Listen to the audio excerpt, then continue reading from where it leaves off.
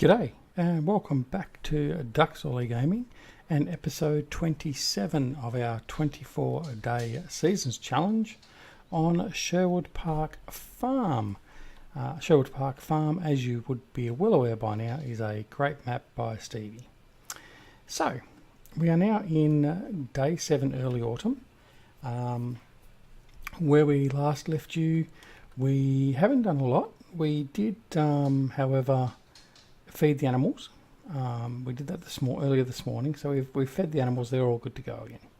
So we also got started with we hired a worker, and at the moment we've set him to work on our field 2, our biggest field we have at the moment, or second biggest field at the moment, and we've set him up to do some ploughing, just plough that field in, ready to go.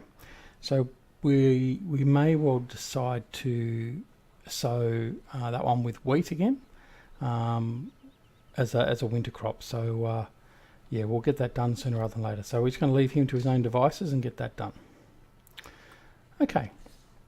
What else do we get done? We bought a couple of new items, and we've also done some trade-ins. You'll notice that our cash balance is nice and healthy now. We're up to 950,000. We did a bit of an audit of the farm, and there's a lot of stuff there that we had that we weren't really going to use, so we got rid of that. We sold it all off, and we also made the most of actually getting equipment that's going to do a job for 3 or 4 different things, and get rid of those that are sort of supplementary or doing the same job as something else.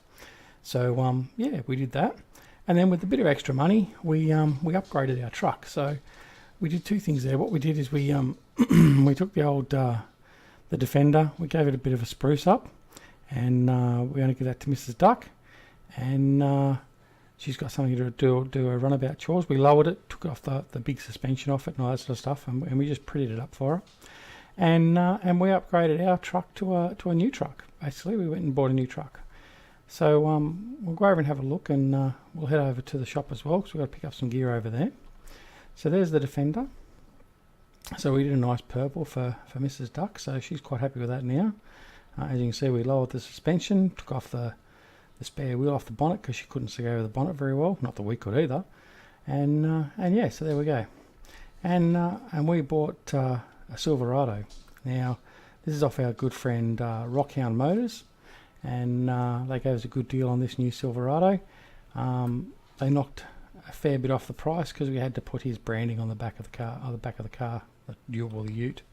And there you go, there it is there. So, all right. So what we'll do now is we want to go over and we're going to mow some grass. There's something different. We're going to mow some grass. We're going to go over to field 12 and mow our grass field over there. But before we actually do that, we have to go pick something up. So I'm going to grab yeah, this. No, I can't use him. Okay, we might have to. Yeah, we might have to buy another Big M. I'll explain the reason why in a minute. Anyway, another Big M, he says. Yeah, we won't be buying the Duckzorly version. I have to buy the stock standard version. Anyway, what we'll do is we'll head over to the store and see what we've got over there, and then I'll explain why we might have to buy another Big M. Anyway, so I hope you're all doing fantastically well, and all your family and loved ones, children, wives, partners, mums, dads, all that sort of stuff are all fine and dandy. As I record this, it's Saturday the 20th of October. In fact, it's 3 minutes to midnight, so it's almost, sorry, it's Friday 20th. Sorry, I'm getting away with myself. It's almost Saturday the 21st. We'll be in 3 minutes, so yeah. But anyway, and yeah, we're progressing. So day 7 of autumn, and things are progressing nicely. Again, we've got more rain in the forecast for tomorrow. So today's supposed to be fine. However, it could still rain. You just never know. Bit of rain tomorrow. Monday, Tuesday is supposed to be fine, and then the rest of the week we've got rain and overcast conditions. Now, the important thing is hopefully our cornfields will be in for at least Monday or Tuesday, so we can harvest them and get those in before the rain sets in again and before we get too close to winter. But we'll have to see how we go. All right. Now, all right. So here we are. So we'll shut him down. Wipe out. We'll head into the store. Okay, so two of the things we purchased. Here we go. So we bought this. Can't remember what it's called now, but basically a pipe and a collector. So we're going to use that to collect the manure out of the pig and the cow manure bins. Pardon me, done it again. And that'll go into the into a tipper. The other thing we bought was the Vermeer VR1224 rake. So this acts as both a tedder and a windrower. And yeah, we're going to use this now. You may have seen a mod review I've just done the last day or so. Well, actually, by the time I said this, about a week and a half, 2 weeks ago. I keep forgetting about the time difference. Anyway, yeah, so we love this, and it works really well with the Big M. The only problem is, with my personalised Big M, my hitch doesn't work. In fact, what I'll do is I'll just purchase one and just show you what I mean. So the Big M comes with a back attachment hitch, and it's fantastic for attaching some of your accessories and trailers and stuff. The only problem is I can't get it to work since my good friend Eustace modded the Big M. So it works on my stock standard Big M's, but not on this one. Now, the reason that's a problem is you'll see if I'm not getting a connection at all. So the reason this will be an issue is I'll show you now, is with the Vermeer, I mean, it's not such a problem, it will still work, but it's just not quite. In fact, I'll still use it anyway. I mean, let's face it, we're not being ultra realistic. But you will notice that it will cut in and cut through the actual, so there you go, so it's going to cut through. It just doesn't look right. It's the same as when the mower decks are down, but anyway, for now we'll just live with it. So just pretend you didn't see it, okay? Alright, so put those beer goggles on and we'll be all good. So we'll head over and we'll do this field while we can.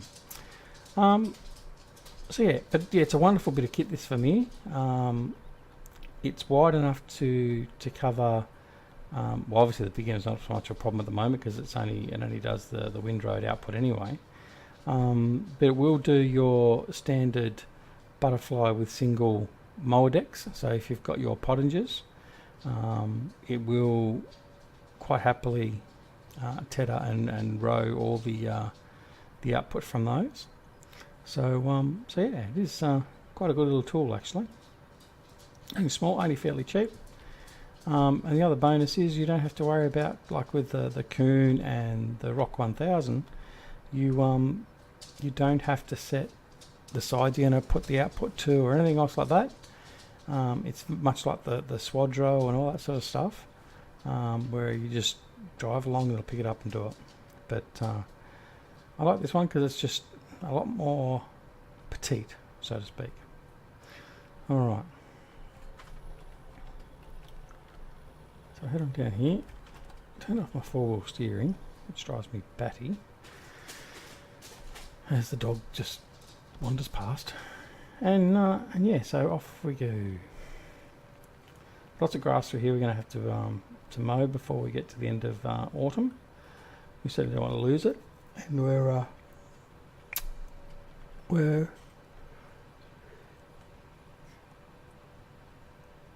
Yawn attack.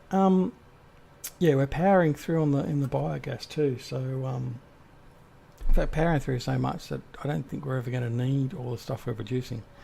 But we can sell it, so we can become quite profitable. So And the bonus with that is, as you would know, or if you don't know, with your liquid fertilizer, so you take your you produce your digestate, okay? So you're taking down your straw or your grass or whatever else, and you produce your digestate. You or your liquid manure, all that sort of stuff.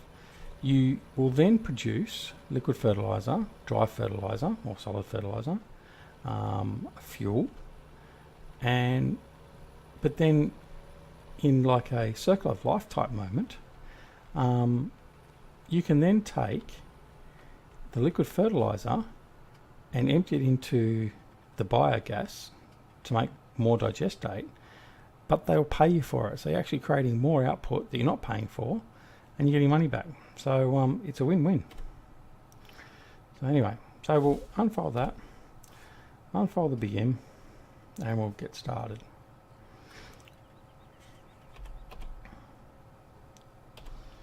There you go, there it is, the Vermeer all folded out, ready to go.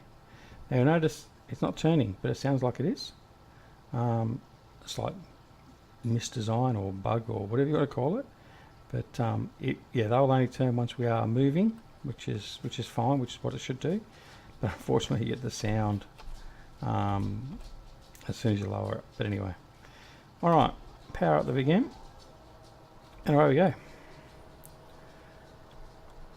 So we'll cut the edges as well because we can. So as you can see, it does a great job collecting it all up, tethers it, and then tidies it all up again. So yeah, all good. Because when you do, if you haven't done as much grass work as I have with the pistols, when you normally run a tether through the grass from the output of a big M, it will tend to distribute the windrow output, and you then sometimes, depending on what you're using to pick it up, sometimes you may need to run a windrower through it again. So it's a bit of a pain, but it happens. It'd be nice actually to get, not that I've seen it, I don't know, there may be one available, get a tether that has a towing attachment to the back of it, which you can then tie on a windrower, and have that all behind your big M, or your mower, the tractor or whatever. So it's an all-in-one again, but using the power and width of bigger equipment. But anyway, yes, I just like my mowing.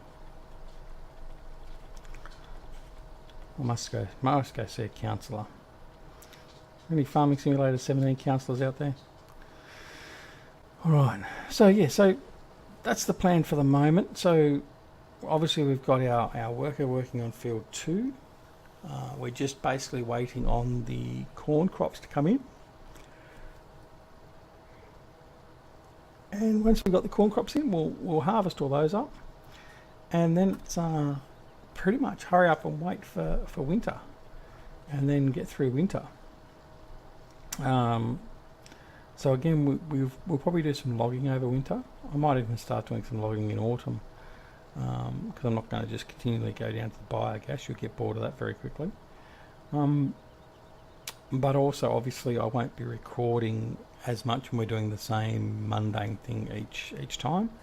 So while we're doing different things and sort of more interesting things, I'll definitely be recording that. But yeah, once I sort of get to the point where we just sort of rinse repeating stuff, you'll probably find I'll do a lot more of it off camera, so it'll maybe sort of more catch up type videos and stuff like that, with just a little bit of activity at the back end. But we'll see how we go. Now, of course, we don't want it to rain. We don't want a surprise rainstorm now. Not that I think we'll get one, but that would be terrible for us once we do this. What else? So yeah, apart from that, we're pretty much right now. We've got a good amount of money behind us. Now, the other thing I was thinking about doing is there's a field 23, which we don't own. Currently has a crop of beets in it, which is ready, and I was thinking about possibly buying that field. So the field is I think it was about $700,000, so we can certainly afford it now. but I'm not sure whether I should do it or not. So, over to you. Actually, no, I won't do it over to you, because by the time you see this, I would have already done it anyway, so there's not much point. So, what I will do is I'll make a decision sometime after this episode as to whether we buy that or not. And that would just mean we go and harvest that and then sell the beets. I don't think we'll make $700,000 from the crop, but yeah, might just buy it so we've got another plot of land to work on later on. So yes.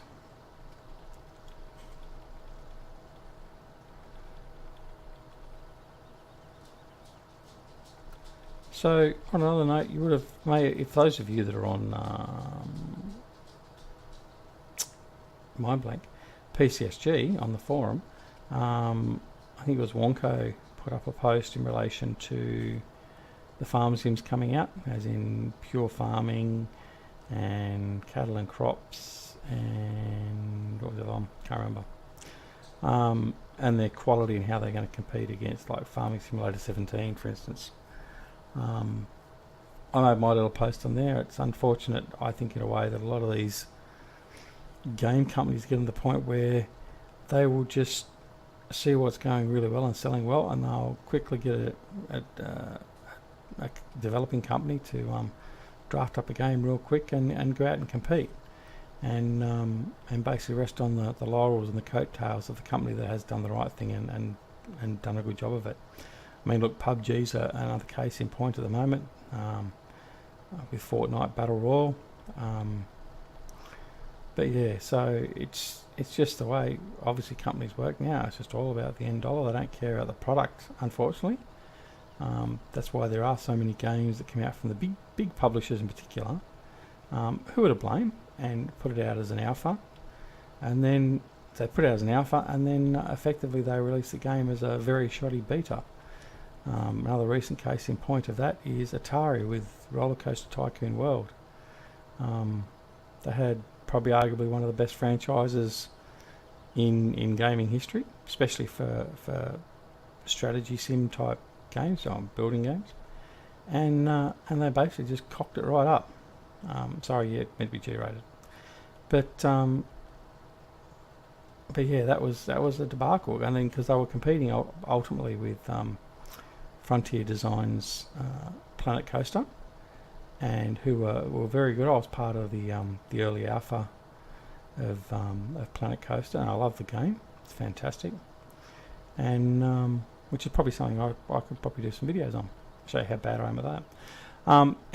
Anyway, yeah, they were competing with Planet Coaster, and Planet Coaster were being very upfront and really sort of going out and pushing the envelope, and they did that, created a fantastic game. And Atari just, yeah, they went through 4 game developers, I think it was in the end, and they lost a lot of their community support. It was funny there for a while. It was very much a Planet Coaster versus Roller Coaster Tycoon World, and it was them versus us sort of thing, and and it got quite nasty, particularly on the Roller Coaster Tycoon World forums, because a lot of us that were fans of the Roller Coaster franchise were basically letting known our disgust and our disappointment with where their game was heading, and how it was buggy and wasn't doing this or wasn't doing that, and they weren't telling us what features were coming out, all that sort of stuff.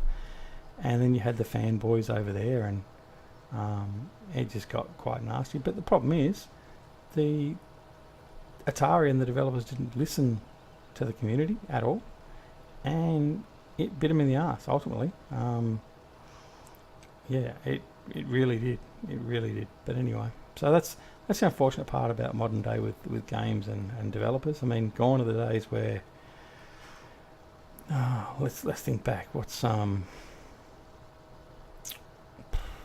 I don't know. Well, one of the ones I used to like was Medal of Honor.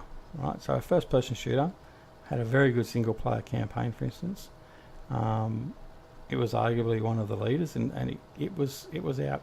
I think I'm correct in saying, and I stand corrected if I'm wrong, but I think it was out before Call of Duty, like the original Medal of Honor. And the thing with that was, and all the games of that time was there was no such thing as an alpha. There was no such thing really as a beta. The game was developed. They had to get in-house or external parties to test it that basically came to them and did that. And the games generally weren't released until they were ready. And there was none of this sort of the rubbish you get now where they sort of put it out early and then they realise it may not be going so well, so they release it early and just give up on it and whatever else. I mean, I don't, the amount of games that I've bought probably in the last 5 years on early access, thinking, oh yeah, this is going to be great, and then it basically end up being dudded by a game that either gets dropped, World Shipping Simulator or whatever it was called, anyone? And yeah, you're just left with a very sore or very bad taste in your mouth, and that's basically where I'm sort of sitting. I know a lot of others are sitting with cattle and crops. Getting back to my original topic, it's just not what it was meant to be, or supposedly. But yeah, anyway. So yeah, it's unfortunate. But anyway, so all these farming ones that come out, so pure farming looks like absolute dogs, proverbials. I noticed another well-known YouTuber of the farming sim genre did a review of it, and yeah, sorry, it just looks rubbish. I mean, I don't know, it might be alright in the end, but I think as long as Giants don't drop the ball and they keep doing what they're doing, and then perhaps, I think I mentioned this once before, look at implementing some of the best things out of Farming Simulator 17 from the mod section into the game, like, say, for instance, buy off seasons from Realismus Modding. I mean, look, I'm not saying to definitely go out and do it, and the guys at Realismus Modding, if you don't want that to happen, well, that's fine, but or bring them in, like employ them to make it, and pay them what they're due, because that way, if it's part of the inherent vanilla game, then it's only going to be good for the next series, for the next Farming Simulator 19 or whatever we have, and things like that. But yeah, it's I've had a look basically at all the new ones that are supposed to be coming out. One of them, I can't remember the name of it now, I downloaded and tried out. I'll put the name up in the video in text when I find it and remember it after I've edited. It was dog's breakfast. It really was. And yeah, it's just trying to make a quick buck. I mean, luckily I only paid like $5 or something for the game because it was on special. But anyway, about the same price you'll buy Roller Coaster Tycoon World for. But anyway, and don't buy it, by the way. Don't buy it. Don't take that as an endorsement. Yeah, so it's interesting, but just a shame the way gaming companies and developers are going. It's like I noticed the other day that EA have closed down, is it Visceral? I think it was Visceral Games. The guys that did, what did they do? They did Battlefield Hardline, I think it was, with the Hardline, one of the ones. And basically closed them off. And they did some good stuff, Visceral, if I recall correctly. I can't remember all the titles they did, but I know they did a couple of the Call of Duty franchises. Battlefront franchises, I think.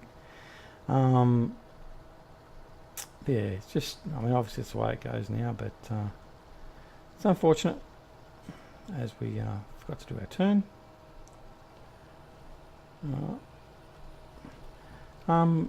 Yeah, so, but at the end of the day, I don't think there's going to be any other farming game that will pull me from this game for now. Especially considering how this is the first one I started. I've not done any other farming game before it, other than, as I said before, I had Farming Simulator 13, played it for the whole of 5 minutes and went, this is rubbish, and never came back to it. Unfortunately, I will admit that I obviously didn't give the game enough time, plus the fact that I was obviously a douche and didn't actually look into how to play it properly. But anyway, so, but then got into this one thanks to the random recommended videos on YouTube, which took me to my good friend Eustace Pharmer's channel, and basically between the game and his unique and fantastic storytelling, I've been on Farming Simulator pretty much ever since, and I haven't looked back. I mean, I'm sitting now at just shy of 2,000 hours, I think it is, which I think my next nearest Steam game is nowhere near that. I think it's about 200 or 300 hours in actually no, it was 500 hours, just shy of 500 hours in Civilization 5. So yeah. Anyway, so that's my rant for the day. Alright, the other thing I was thinking I might do, just out of curiosity, we'll see how it goes. I might do it. I know Eustace does a factoid of the day or whatever he does in some of his videos. What I was thinking of doing is, not that a lot of it gets used a lot nowadays, but just some Aussie slang. I might put some Aussie slang in, like just pick a word for the day and just tell you what it is and what its origins are and what it means. Just something a bit different. So for instance, I could come up and say the word of the day today is cobber. Now obviously I haven't looked at any of the actual definitions and meaning and where it's originated from, so I'm winging it a bit here. But cobber is just a term of endearment. It's like mate. It's like saying mate. And I think the Anzacs basically. I'm led to believe. I think again, I'll stand corrected if I'm wrong, but I believe it came from around that time, around the Anzacs and early 1900s. Yeah, so just a form of welcoming. So you'd walk up to someone and say, "G'day, cobber," and yes, that's a term of endearment. I know. So I said to Eustace in one of his comments, I said, "Oh, thanks very much, cobber," and he admitted he had to go look it up because he didn't know what the word was.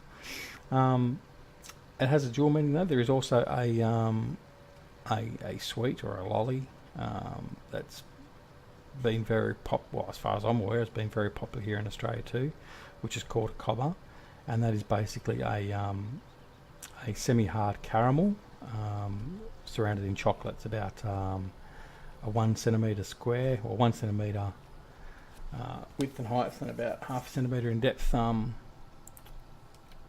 lolly, and yeah, so that's another cobber. But anyway, so yeah, well, I may do something like that. I haven't obviously decided 100%, and certainly it'll be a little bit better planned than what that just was, but just gives you an idea of what we may look at doing. Alright, so we'll quickly grab our trailer over here and go pick up that load of hay, and then that will probably be this episode, and hopefully overnight we should get our corn in. Now let's just have a look and see how our hide work is going. Okay, he's on about his third or fourth track around. So he's getting on with that nicely. I had contemplated putting 2 of them out there. There he is. You can see him just through there, through the tree line.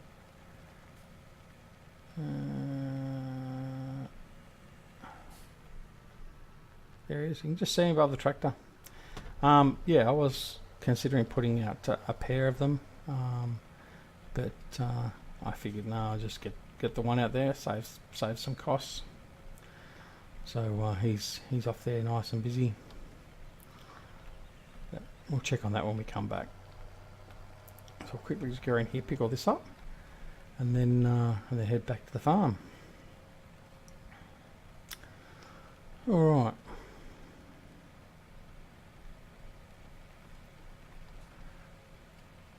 Yeah, so basically what we did with our trade-ins, we had a couple of different Tedders and Windrunners. We sold them off. We didn't trade in the Defender. We remodded the Defender and gave that to Mrs. Duck. But what else do we get rid of? I can't remember now. There was a few things, but a couple of the tractors, had a couple of extra tractors, a couple of extra what's the names? Telehandlers. So yeah. Alright, so we'll go in cab for this because I generally find it easier. And it's also quieter. All you can hear now is the dulcet tones of myself. Okay.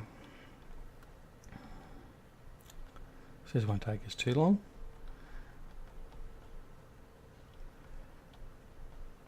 So the problem we're going to have too is we've got to work out whether we're going to try and, or in fact what we might do is some of the time we've got, I see it's a catch-22. I was going to say what we could do is for the last part of autumn we haven't got much more to do. We can plough and fertilise or lay the manure down and plough in and fertilise our crops ready for spring. But I mean, once we get to, you can't, you'll be able to do it for probably the first day or so of winter. You probably even plough your fields, but once the ground gets frozen, then you can't do anything with the field. But if we do all that at the end of autumn, then when we get to early spring and we're waiting for the temperatures to raise in the fields, obviously the only ones we're going to plant are the the three winter crops we've got, which are, hang on, we'll just have a look just to make sure. It's wheat, barley and canola, so they're obviously the only ones we can sow in autumn coming into winter. So we obviously only do those ones. But if we did everything in the end of autumn, then when we get to early spring, we're waiting for the ground to defrost, basically, to thaw out. We'll then have nothing to do once it does thaw out, because other than just sowing. So and then we'll get the sowing done a lot quicker, and then again we're halfway through spring and we've got nothing. So it's that battle of just managing what we're going to do and when and how. I mean, that's which is all part and parcel of doing this challenge, basically the 24-day seasons challenge. It's a lot more critical to have your time management.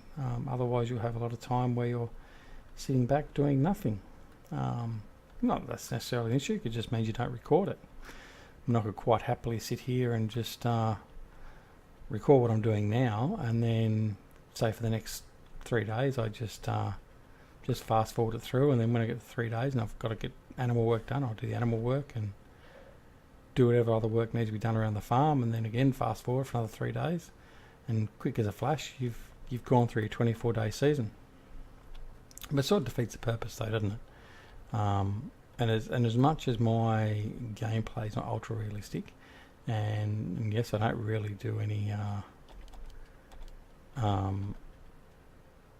role play, although I do try to bring a little bit of it in, sort of, but yeah, I'm pretty amateurish at it, that's why I don't bother.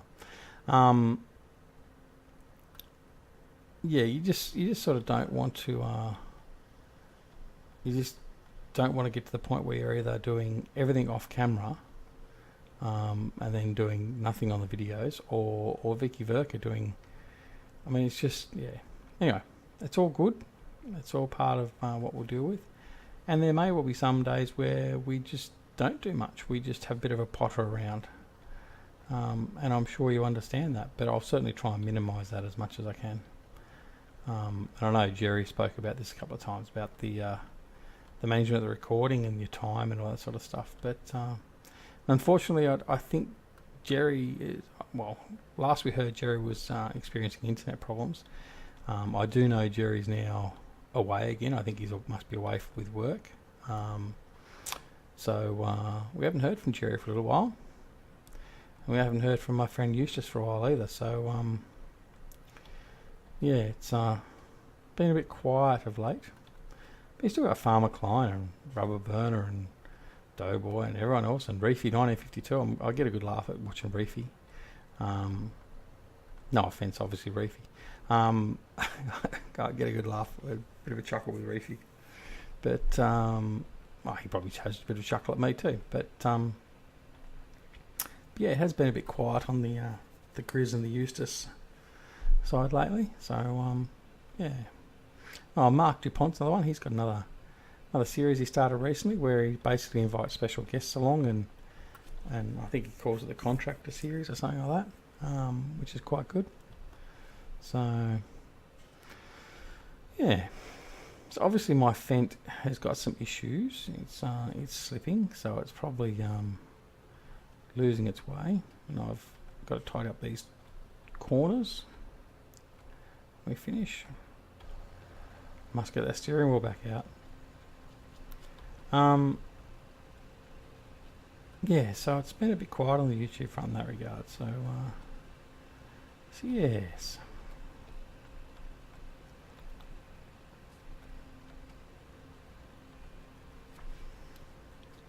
So I've decided I'm going to do I am going to do a mini equipment review, as in not gaming, like as in-game equipment. I might do a little review on the Elgato Stream Deck, which I bought a little while back, purely for the fact that it's a great little tool, and the thing is, it's not just, even though, like when I saw the video and a couple of things on it originally, and the ads and a couple of emails with a couple of PC companies that I go through,